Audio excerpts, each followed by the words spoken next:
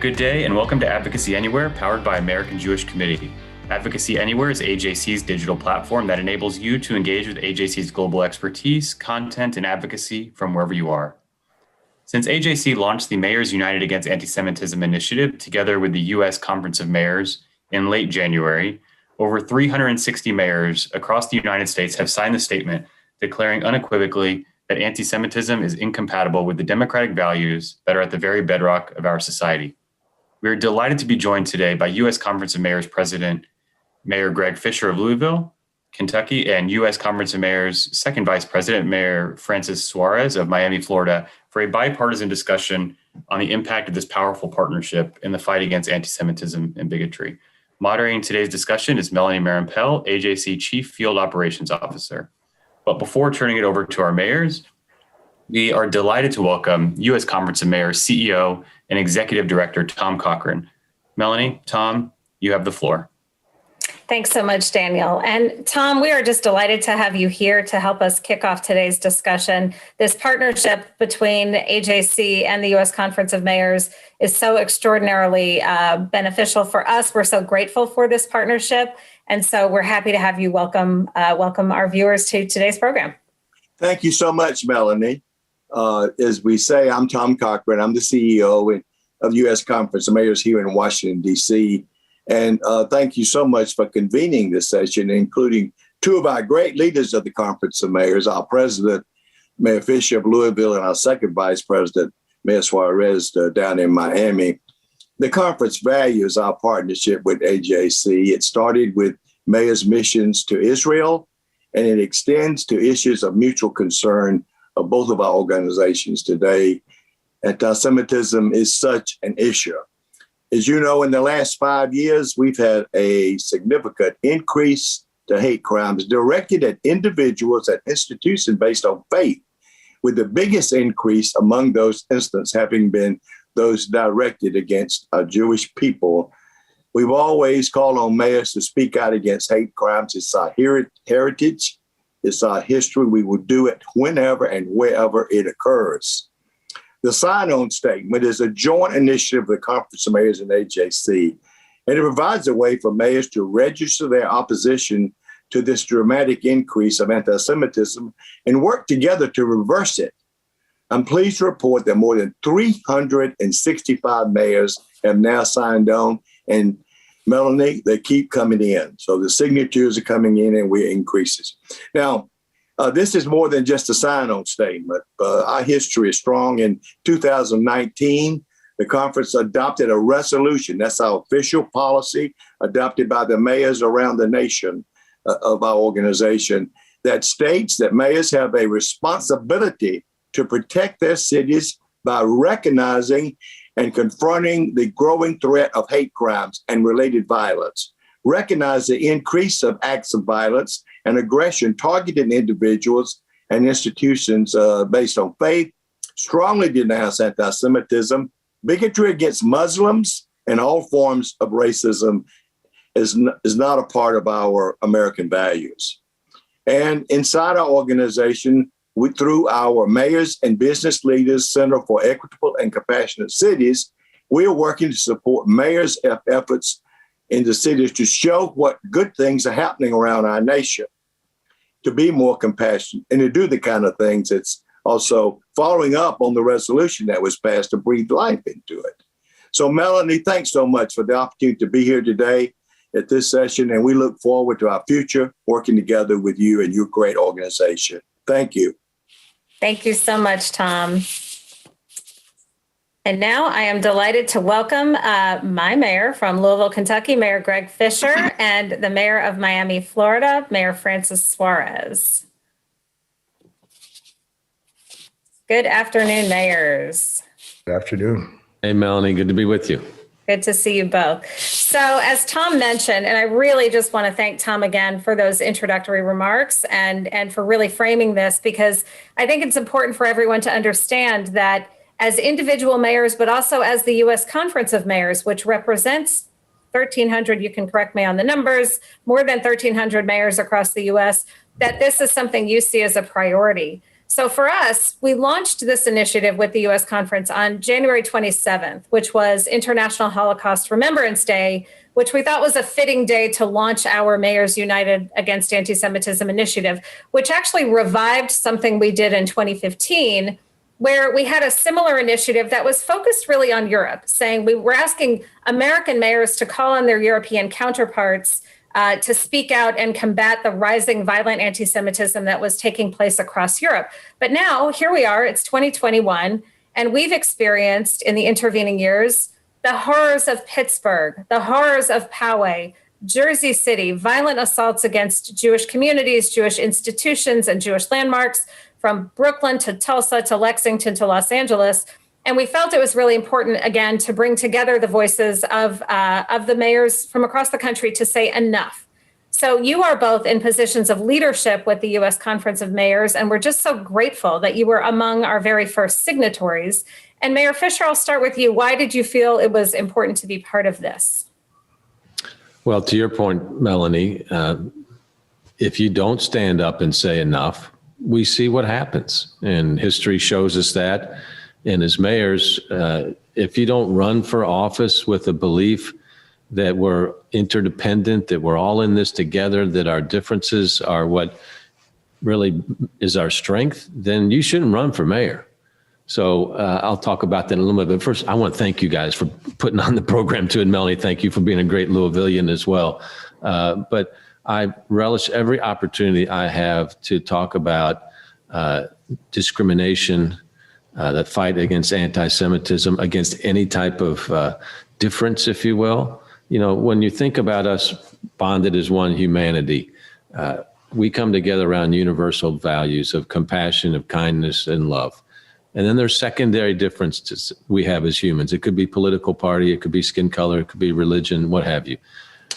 Mayors, as a central point in our cities, it's important for us to use our, what I call our secular pulpit, to remind people that we're bounded together by these human values. Everything else is inconsequential. And so mayors have got to shout from the rooftops on that and be teachers in their communities to people that maybe have not heard or appreciated the interdependence that we so exist on or we rely on in our cities. So any opportunity we have to speak to this topic and live to these values each and every day, we do in our community. As you know, last night we had a conversation that you were listening to, a virtual community with our immigrant and our foreign-born community, to talk about the beauty and value we have of our pluralistic society and how important it is that all religions play in our community. So it's just constantly talking and sending that message as a community so that we're not isolated, that we're in fact interdependent and so much more beautiful that way. Thank you. And Mayor Suarez, how about for you? Well, what inspired you to sign on so quickly? You know, Melanie, first of all, I want to echo President Fischer's comments and in thanking you for hosting this and for inviting me. It's a tremendous honor. And it's very difficult to express it any more eloquently than the way our president expressed it. The truth of the matter is we're bonded with Israel in terms of the fact that our community is a community in many ways of exiles. We share common values in terms of our premium on family and education. We share a common connection. Miami is sort of the Tel Aviv. You know, Miami is the Miami of the United States, is the Tel Aviv of Israel. And so I would say lastly, we have a tremendously robust and vibrant Jewish community in our city. So for me, as the mayor so eloquently put it, our diversity as a city is our strength. We have to protect every single race, religious, creed. Otherwise, first of all, we go to lawlessness. And secondly, it's important for us to make sure that we're upholding our own values. And our values are values of tolerance and values of acceptance and values of commonality. And so, as mayor of a city with such a vibrant Jewish and Israeli presence, it was, really easy, frankly, for me to sign on and to say that enough is enough and that we will not stand for any kind of discrimination. We will not stand for any kind of anti-Semitism in our community or in any parts of the world. And I'll just finish by saying something that the president said. As elected officials, we're called upon to be leaders. We're called upon to speak very clearly about issues of importance, not just to our cities, but to the world. And I want to thank Tom, who came on as the executive director of the U.S. Conference of Mayors, because the conference has a role to play that is bigger than any one mayor and bigger than any one city. And that role is speaking on behalf of all of us. And so I think his posture on this issue has been very clear. And we're going to continue to be that way because we're a very well-led organization. That's great. Thank you. It's heartening to hear you both say this. We know that one of the really sad realities of anti-Semitism and one of the challenges that we have in combating it is that there's not one source. It emanates from a really wide range of sources. And we know, just like the U.S. Conference of Mayors, anti-Semitism is nonpartisan. We really do see it in all of its different manifestations. We see it on the far right. We see it on the far left. We see it sometimes cloaked in this anti-Zionism, anti-Israel. And to be clear, this is not about trying to chill anyone's criticisms of Israel. Israel is, subject to criticism as any other nation is. But there are times when there is a morphing of anti-Israel criticism and critique that goes far beyond and turns into a form of anti-Semitism. We see it in the form of religious extremism. We see it where there is no discernible political ideology, but really just a sort of othering. We know that both Louisville and Miami have very vibrant Jewish communities, very different Jewish communities, but very vibrant Jewish communities. But we also see anti-Semitism in communities with virtually no Jews or very few Jews. So I always find it refreshing to see how, as mayors, you can engage in this bipartisan way, in a bipartisan discussion. We also know that this is sometimes, the Jewish community is sometimes used, or we feel like we're being used or manipulated as a wedge, and that we're trying to be pulled to one camp or other. But we want to ensure that the fight against anti-Semitism and other forms of bigotry really remains a bipartisan fight. So how can we do that? What is it that we can continue to do to ensure this fight remains bipartisan and that it's not used as a wedge issue? And Mayor Fischer, I'll start with you.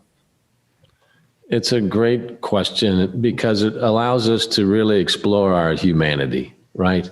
I mean, when you think about, let's say, political debate, the bullies, the bad politicians try to divide, right? Politics, poli, the people, I'm married to a Greek woman, so I can say these things, is about amplifying our human potential, right? And you don't do that by bullying and dividing people. And so, this is where we see most of the problems come in when people become isolated and they just view the world in a very narrow sense versus viewing the world in a very broad sense, which beautifies the world and beautifies the potential of the world. But there have been cheap political artists over the years that use division as their tool to gain power. We've seen that we saw it in Germany. We've seen that in America. It led up to the January 6th insurrection here. And so, being a citizen is not a spectator sport, right? I mean, you got to get on the field. You got to get in the arena. And you have to condemn anybody that's bullying people. Discrimination is a form of bullying people. Isolating someone because of their difference, whatever that secondary difference might be, religion, skin color, I've said about that, is a form of intellectual weakness that undermines our very potential that we have as people. So that's why it's important that, Mayor Suarez, I saw we're on here because he's a Republican and I'm a Democrat. It's like, well, okay, I forgot about that. Because we don't see each other that way. We're just mayors trying to lift up our cities. And I was proud, Melanie, here, if you haven't figured it out to our viewers, we both live in Louisville, but our Kentucky legislature this week or this past week, Republican-controlled House and Senate, Democratic governor, one resolution condemning anti-Semitism. No room for it here in our Commonwealth and our city as well. So that has to be the norm so that those that seek to divide say, I got a strong opposition here, and we have to continue bringing this message of anti-hate to make sure it has no place, because it'll pop up with little extremism every once in a while, or broader, like we saw on January 6th. So you can never let your guard down. Thank you. And I'm glad you mentioned the really important action taken by the Kentucky legislature and the governor. And the governor declared the month of March as Anti-Semitism Awareness and Mitigation Month, which I think it's the first in the nation. I don't know. We'll have to fact check that. But I think, I hope this is something that other states and communities can pick up on and really emulate, because I think it's an important step. One of the things Governor Fischer of Kentucky said too, when in his little video announcing this, was anti-Semitism is nonpartisan. It's not a partisan issue; it's a people issue. And I think that's exactly what you're saying, and certainly what we see too. Mayor Suarez, you also have taken proactive steps in Miami. You introduced a resolution to the City Council that was adopted that endorses the International Holocaust Remembrance Alliance working definition of anti-Semitism. This is a definition that AJC also believes is critically important. In order to combat something, you have to be able to define it. And this is really the gold standard of definitions. So I'm wondering if you could just speak a little bit about that resolution and what you see. Are there ways to give that some teeth? And what other roles can you take in your administration and your administrative role to help combat anti-Semitism? Well, like you said, that resolution was important because it's very hard to know something is something unless you define it very clearly, and you want to make sure that that you're capturing the conduct. I think just to take a quick step back on the last question, I think it's extremely dangerous for some issues to become partisan, and this is one of them. You know what I mean? I think the creating this into a partisan issue is diluting the issue. And I think that is critically important. I was blessed to work with Brian Siegel on publishing an op-ed on the new and evolving forms of anti-Semitism around the world and in the U.S., of course.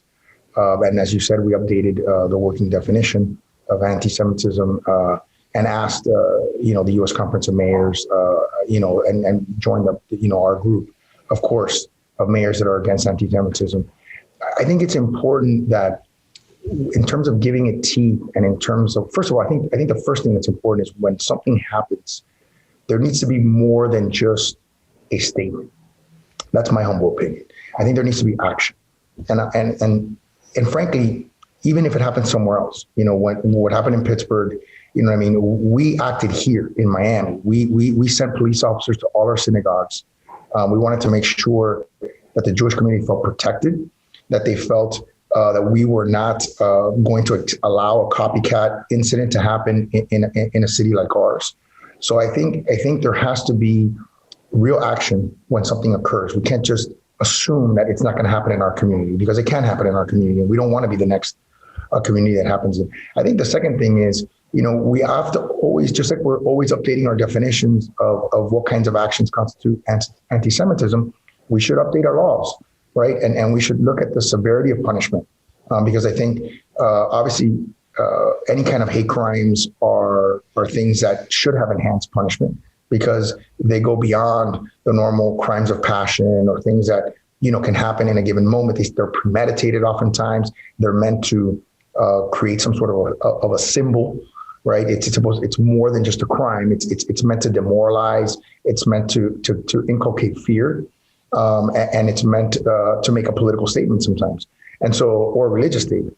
And so I think it's imperative that we understand that kind of conduct deserves enhanced penalties associated with it, because we really, really, really, as a society, need to make sure that we don't accept that kind of conduct. And as the president said, President Fischer said, it's not just in this discussion. It's in all kinds of different discriminations, whether it's, gender-based, whether it's sex-based, whether it's sexual orientation-based, whether it's race-based, those are all kinds of things that, as a society that believes in humanity, and I love the way he puts it, believes in our humanity, then we have to go the extra mile to make sure that these kinds of statements that we make are more than just statements.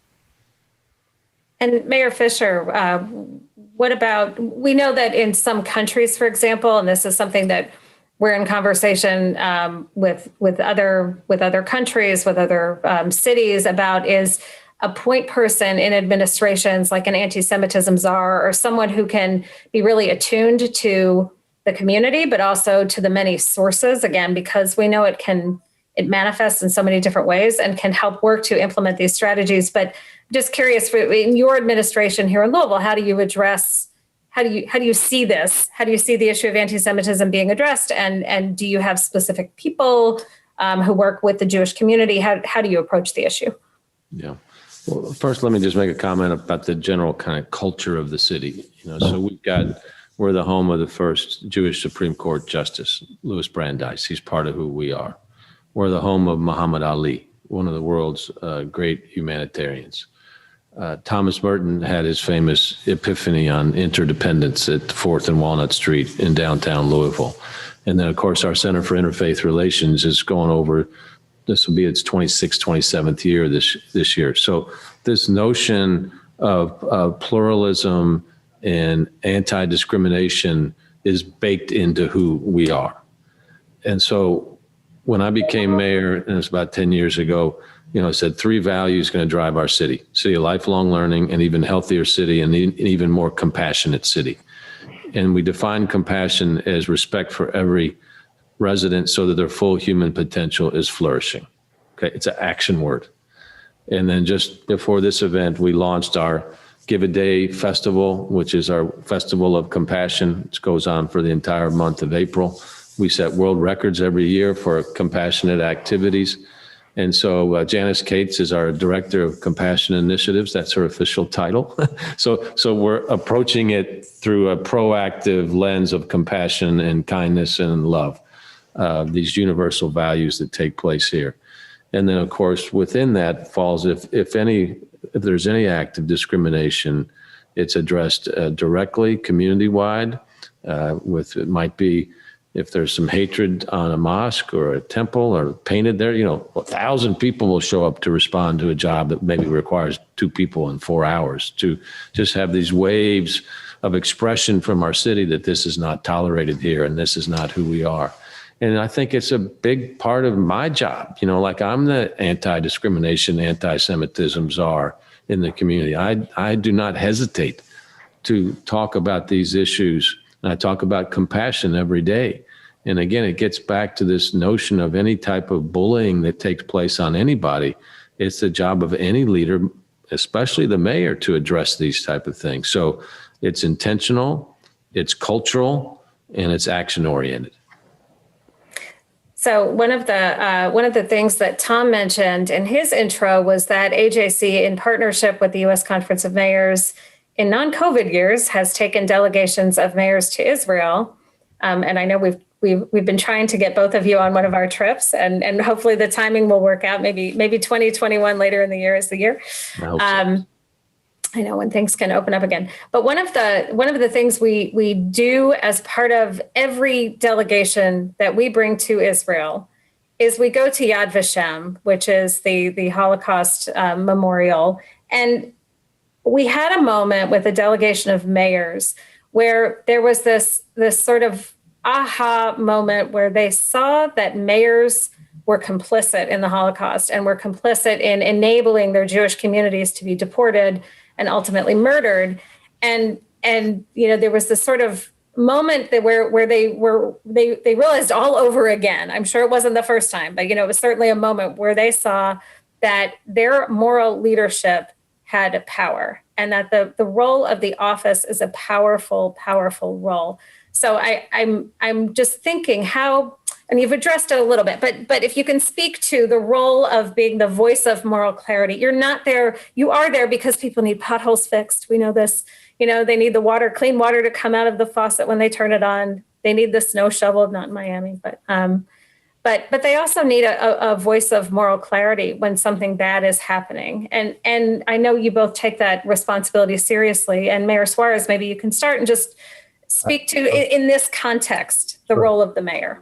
So first of all, I've been to Yad Vashem, and it's an incredibly overwhelming experience. to see in a very intimate way, all the things that happened during the Holocaust, and to almost re-experience it in a way, because you're it's sensory overload, in terms of being involved in a place and seeing very intimately all the things that happened, how they happened, when they happened, the horror and the massacre. It's just something that, by the way, I recommend that every person on the planet should at some point see it, because it shows what we as a human race are capable of. I think one of the things that when I was there, I thought to myself, this is what human beings are capable of doing. And that's something that we can never forget. It's almost like a check on ourselves.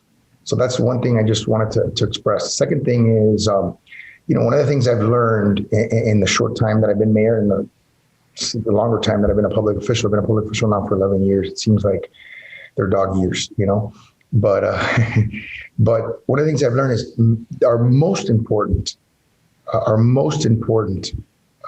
job, and the job where I think we have the biggest influence, is expressing moral clarity over decision making. That is our most important job. I think all the other jobs that we do pale in comparison. Different cities are run in different ways. They have different power structures as well. Some mayors are strong mayors, and some mayors are executive mayors, and some mayors, are on the council.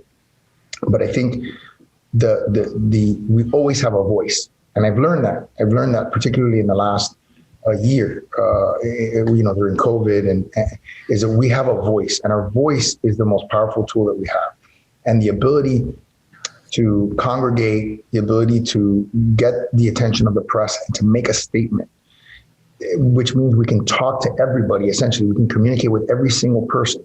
That's the most powerful tool that a mayor has, period. I don't care how many people you can fire. I don't care how many people you can hire. I don't care about anything else. The most powerful tool that you have is the ability to communicate directly with every single person in your city. And so, you're right that, speaking out in the face of adversity is something that is incredibly important in terms of how we will be judged in our leadership position. It's something that we struggle, and I'm going to say this very openly, and I hope, Mr. President, I hope I'm not saying anything out of turn. It's something that we struggle with as a conference, right? We are a bipartisan organization, and sometimes political actors do things that we feel a desire to condemn, and it creates some, friction, or creates some hesitancy, or creates some tension. But I think the conference has done a magnificent job, particularly with our president and particularly with our executive director, in navigating those turbulent waters and finding a moral clarity, a crystal clarity through, to be an organization that has credibility, and to be an organization that will never lose its compass in terms of expressing that moral clarity, which again is our greatest tool. So I'm glad you brought up the question, because I think it's probably the most relevant question we've had to answer. And Melanie, when we created our Center for Equitable and Compassionate Cities at the U.S. Conference of Mayors a couple of years ago, because we wanted to make a very clear statement on behalf of the mayors of America how important compassion and equity is. And we took 2 trips as we were kind of framing up our thoughts for that. One is we went to Montgomery, Alabama, and worked with Brian Stevenson down there. And then we went to Poland and visited Auschwitz, and had those as kind of the foundational experiences for launching this center that we had. And so, when you're at Auschwitz and you're at a physical place, as many people I'm sure have been here on this call, and you just wonder how the depth of evil and hatred could have taken place at that spot. And how did it get to that? And who were these mayors that supposedly were leaders of their cities that allowed this to happen to their people? And to who is your obligation to? Is it to go along because of some rabid leader that you feel like you must follow because the downside is worse for you? Or is it to your fellow citizens and their humanity and their need to live and just take care of their families? And, so the check, as Mayor Suarez was saying, is, you can't compromise on issues of morality and equal treatment and humanity and these human values that we talked about, because look what happens. And again, we can never say this could not happen in the United States of America. What happened here on January 6th? That was surreal. I mean, intellectually, you could see it happening, but emotionally, it's like, is this what we've come to as a country? And some people will say, well, that's not who we are. Well, I'm sorry, it is who we are because it happened. And so these have got to be, punches in the gut for us as a society to say, whoa, we've got to pull back here. And to Mayor Suarez's point here, these are bigger issues than a Republican Party or Democratic Party or an independent here in America, right? These are issues of humanity that the Conference of Mayors' moral voice needs to be really clear on. And so this is a great organization, our Conference of Mayors, and we're obviously very proud of it because we don't look at each other as political parties. We look at us as aspirational humanitarians trying to lift up all of our citizens so that their full human potential is flourishing. That's what a city is, a platform for human potential to flourish. And the more we as mayors can bring as many different people together to make that happen, the greater the opportunities are going to be for us. So that's our role as mayor. And hatred and bigotry is nowhere in that job description. I want to just clarify, Mayor Suarez, you noted Brian Siegel. I want to make sure everyone understands Brian Siegel is our phenomenal director of AJC Miami and has had such a great relationship with you. We have regional offices across the country. We have 24 regional offices. So if there are mayors watching and you don't already know your AJC representative, we'd be happy to connect you. And we're really excited about the relationships we have both with the U.S. conference and with individual mayors across the country. It's really, really important. I want to pick up on something that you're alluding to. One of the really troubling things we're still seeing that we've been seeing throughout this really challenging COVID year. And we are now at the, really the 1 year mark of where so many things locked down. I think I took my last flight exactly 1 year ago today. But we know that there is so much disinformation and misinformation, and that it has led to all kinds of new conspiracy theories. We've seen many anti-Jewish, anti-Semitic conspiracy theories. We're certainly seeing this awful, awful spike of violent crimes against Asian American communities, Asian communities across the U.S. And we absolutely unequivocally stand in solidarity with our Asian community partners, and we'll do whatever we can to ensure that those are addressed as well. But so much of this is fueled by misinformation, disinformation. And again, do you see yourselves in the platform you have, the microphone you have, both as mayors, but also as leaders of the U.S. Conference of Mayors, in trying to dispel disinformation? Yeah. And how can we do more of that? And Mayor Fischer, I'll start with you. Okay. Sorry. Well, absolutely. Ideally, a mayor is a voice of clarity. People's trust in government is being stretched right now, right? Still the most trusted level of government is local government because we live with our constituents. We're not removed from them. And so it's important for us not just to kind of speak to these issues of disinformation, but then also to develop systems or initiatives that educate and teach.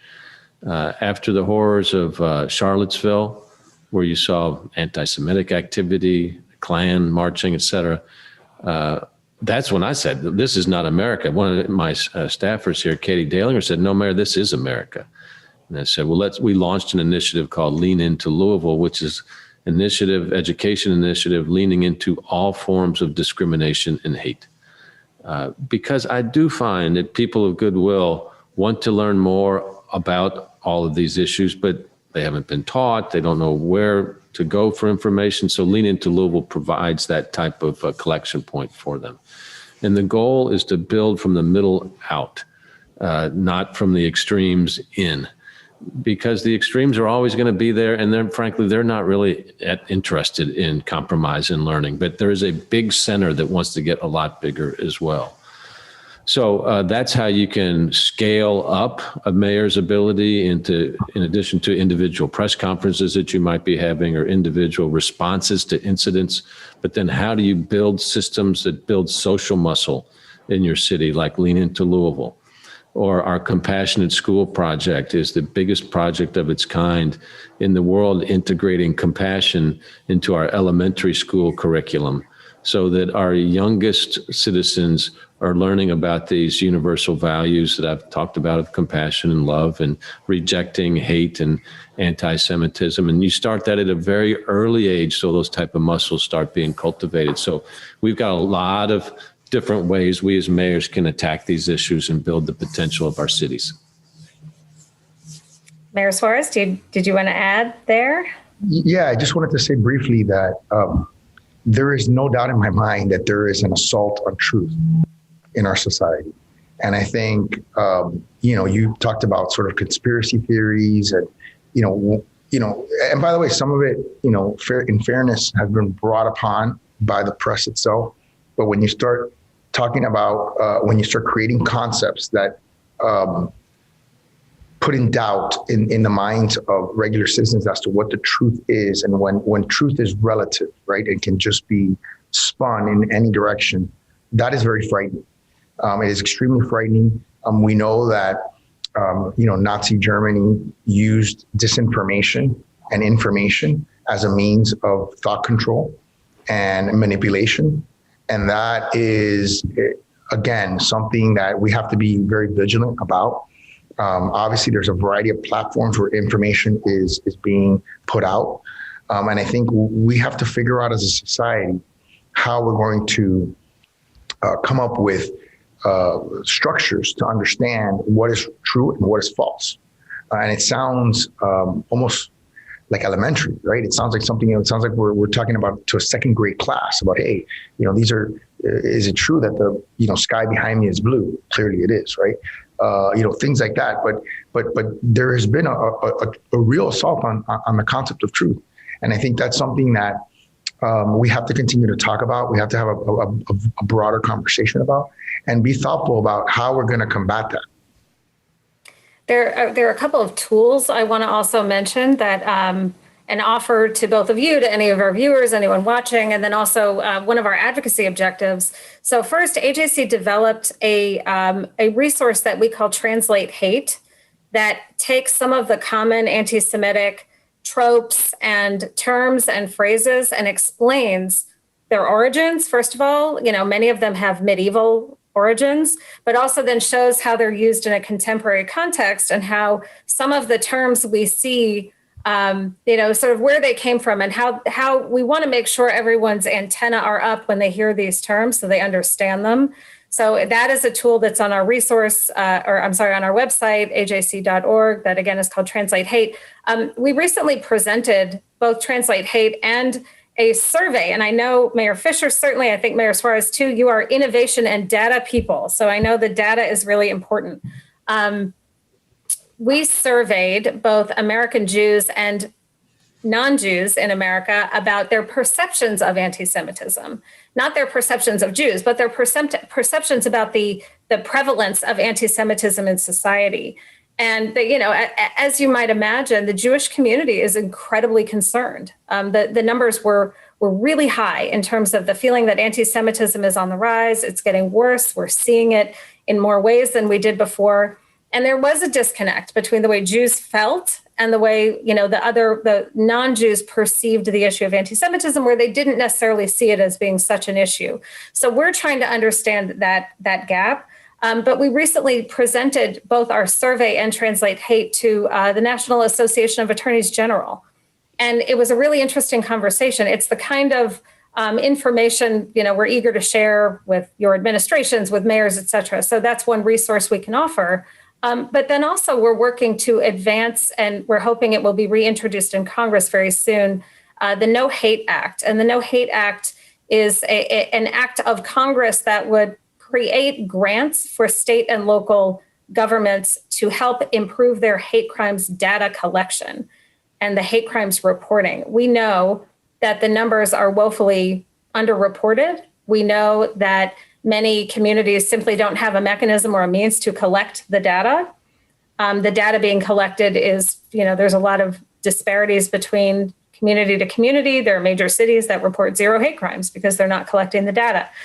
We think that having some sort of standardized mechanism and help to state and local governments to do this would be really important. So that's one of our objectives that we're working on, not just as AJC, but also with our Muslim partners, our community partners, et cetera. So I just want to put those out there and make sure you're aware of all of that.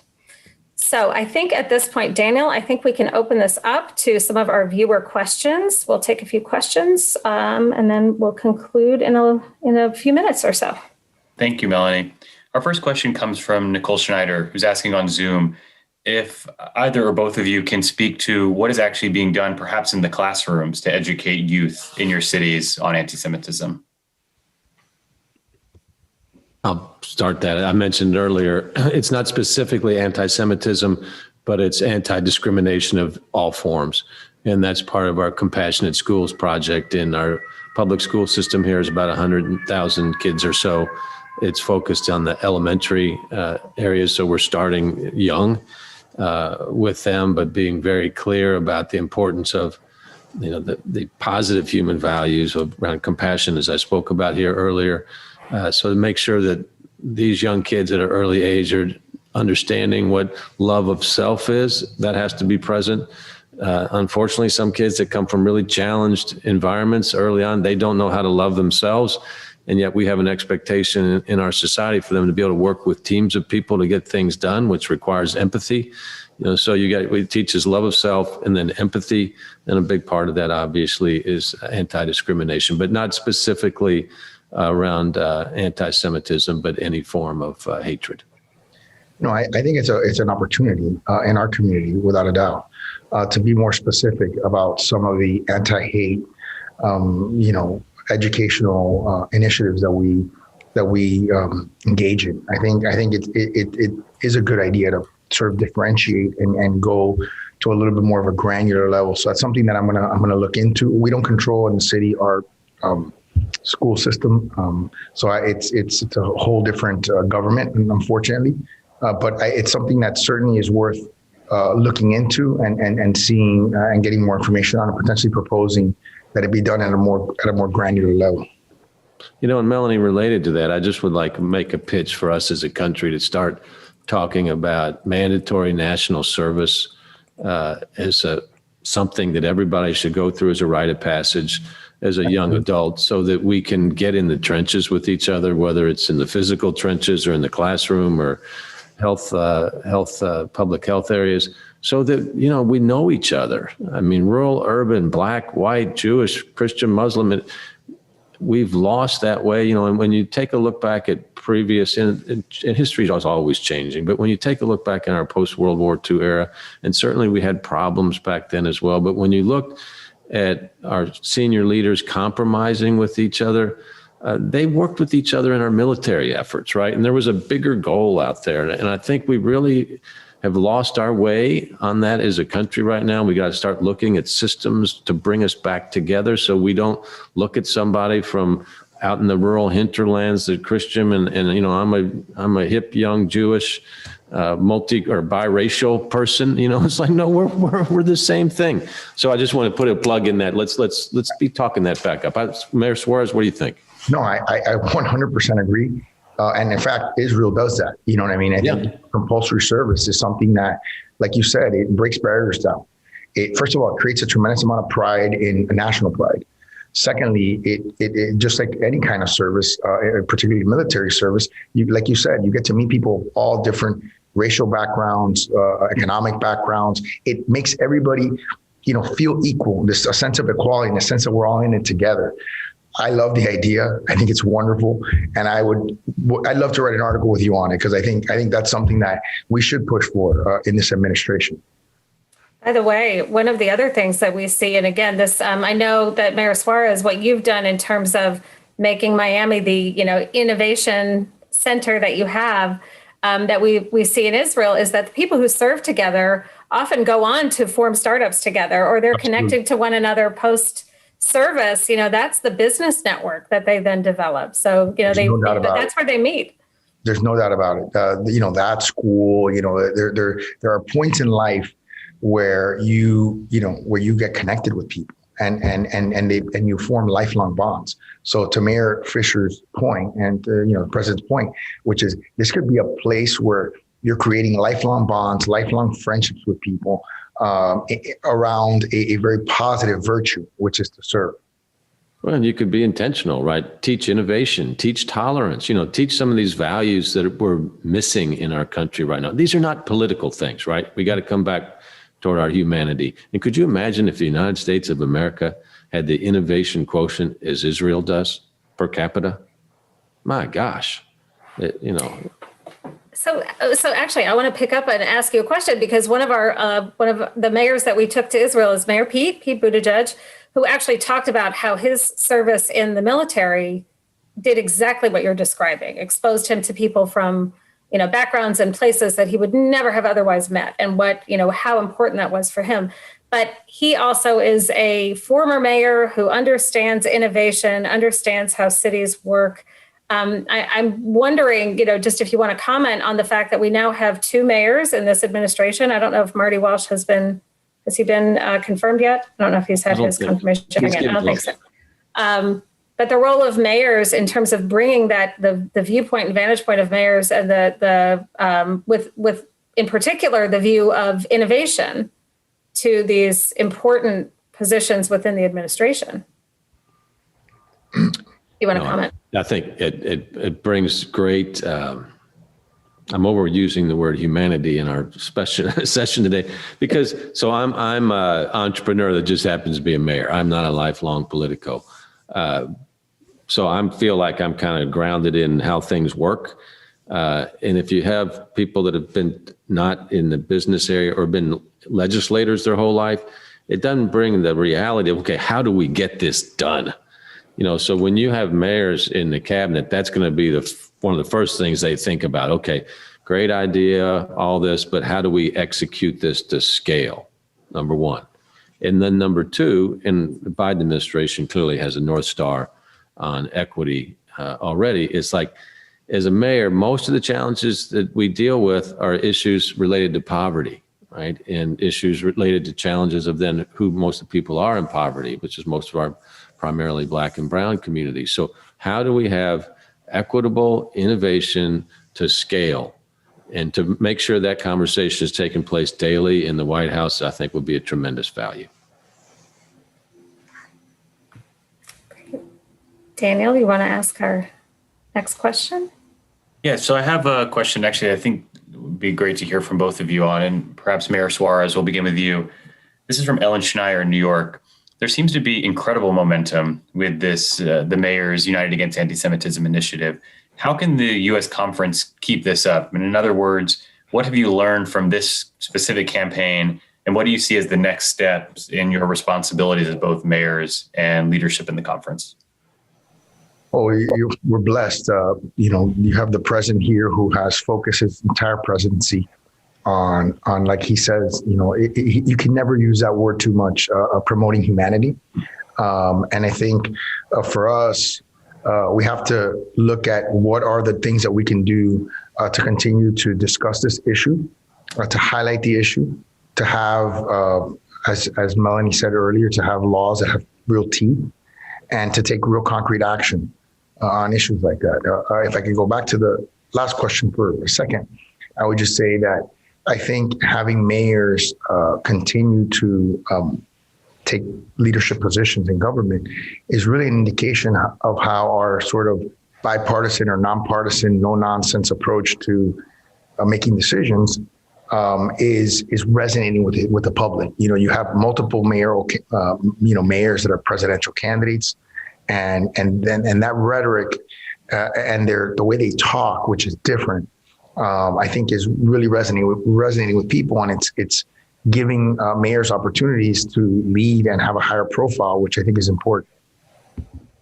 Another way to go about that is to reward and recognize good work. Okay, so when you're trying to transform, you've got to set goals, you have to have moral clarity, but then you've got to recognize where good work is happening and reward that good work in order to embed this in the culture as something that's valued. So this is the next step we're working on with our Center for Compassionate and Equitable Cities now, to have annually rewards for big, medium-sized, small cities that are demonstrating excellence in these areas, so that other mayors, when they come to our annual conferences, hopefully we'll get back to those in person, we'll see the city of Miami being recognized for its distinguished work in anti-Semitism activity as demonstrated through this series of actions. And a new mayor who doesn't know any difference is going to show up to their first meeting and say, well, that's what I'm supposed to be doing. So I want to just kind of emphasize the importance of highlighting this good work. This is not do-good work. This is, essential to the moral fiber of our country and our cities. Well, I think this has been yet another inspiring conversation with both of you. We're really so grateful. We're grateful to you. We're grateful again to the mayors, the 360-something, 70-something mayors that have now signed on to the Mayors United Against Antisemitism initiative. We're so grateful to the U.S. Conference of Mayors and to Tom Cochran for his leadership and for the conference's leadership on these issues. And we're really eager to be a partner with the conference, with both of you, again, as I said, we are present in all 50 states, even if we have offices in 24 communities. We really have reach to all 50 states. So we're eager to connect with mayors wherever we can. We're also eager, again, to get back to taking mayors to Israel, which we know is so critically important for all of these reasons. With this, I want to thank you both, and I'm going to hand it back to Daniel for some final remarks. Thank you, Melanie, and thank you, Mayors Fischer and Suarez, for joining us today. I'd also like to thank our global audience for joining us. If you want to learn more about our Mayors initiative, please visit ajc.org/mayors. And if you enjoyed today's program, please consider making a donation to AJC at ajc.org/donate. Thank you again, everyone, and have a great rest of your week.